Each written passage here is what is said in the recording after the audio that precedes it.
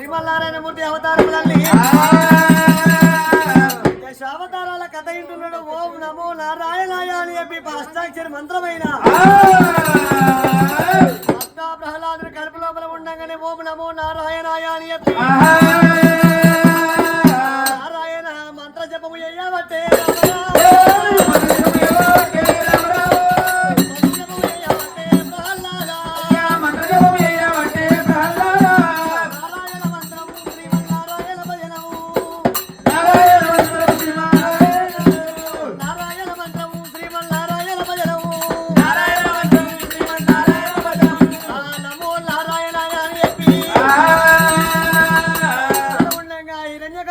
తపోశక్తి వేళ కనుక ముగించుకొని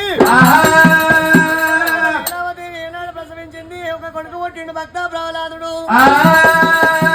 ప్రహ్లాదుడు ఒకవేళ ఓం నమో నారాయణాయ అంటున్నాడు.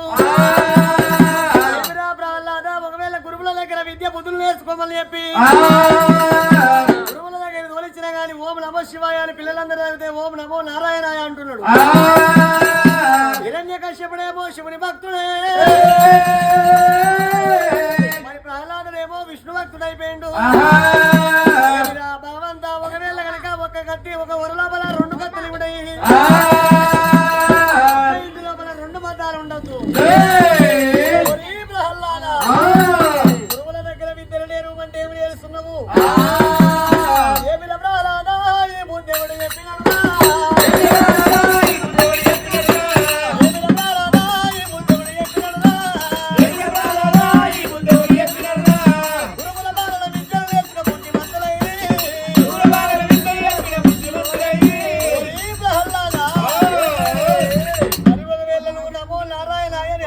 శత్రువైనటువంటి విష్ణునామ స్మరణ చేస్తున్నావు.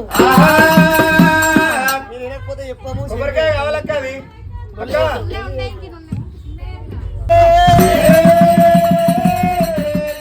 హిరణ్యకశ్యప ఎంతెంత వెతికి చూసినా అన్నందే గలడు చక్రి స్వరూపుండు శ్రీమన్నారాయణమూర్తి. హిందూ గలడందు లేదని సందేహము వలదు నాయన. ఎంతెంత వెతికి చూసినా అన్నందే గలడు చక్రి స్వరూపుండు శ్రీమన్నారాయణమూర్తి.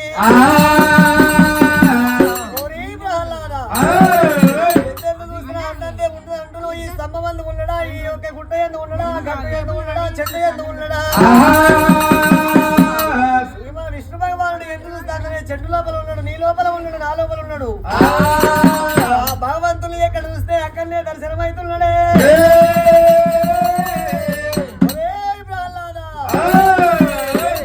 శ్రీ హరి వాలి జాడ వెలుపమురా,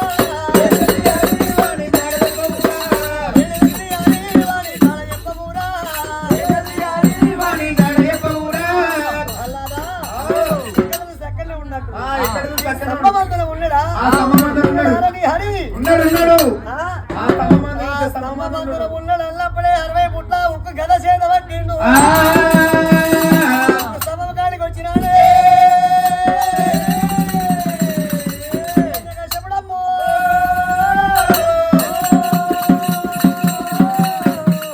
60 పుట్ల గద పట్టుకొని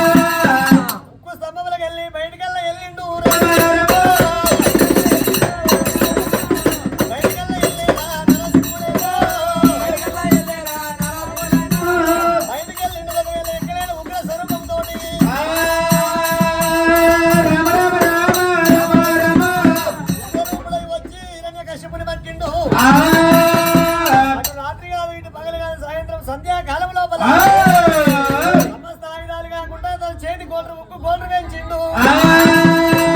భూమి మీద కాదు ఆకాశం అంది కాదు తన తొడపైన పడుకోబెట్టి లోపల కాదు ఇంటి బయట కాదు తన పెద్ద కవిడి కడప మీద వాని ఒక పొట్టవలుగా చెప్పారా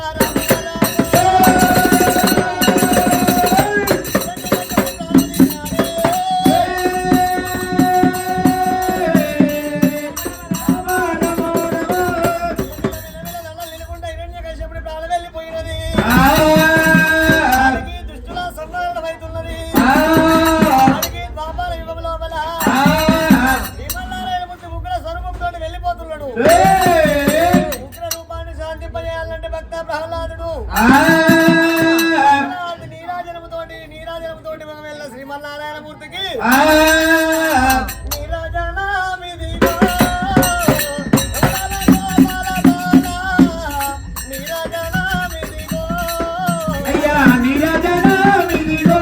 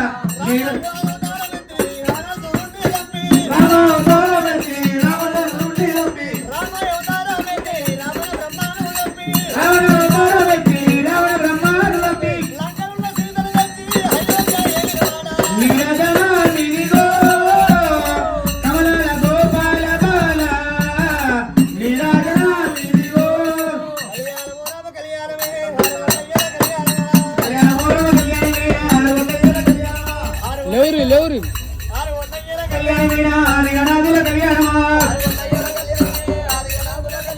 దేవాన దేవుల కళ్యాణ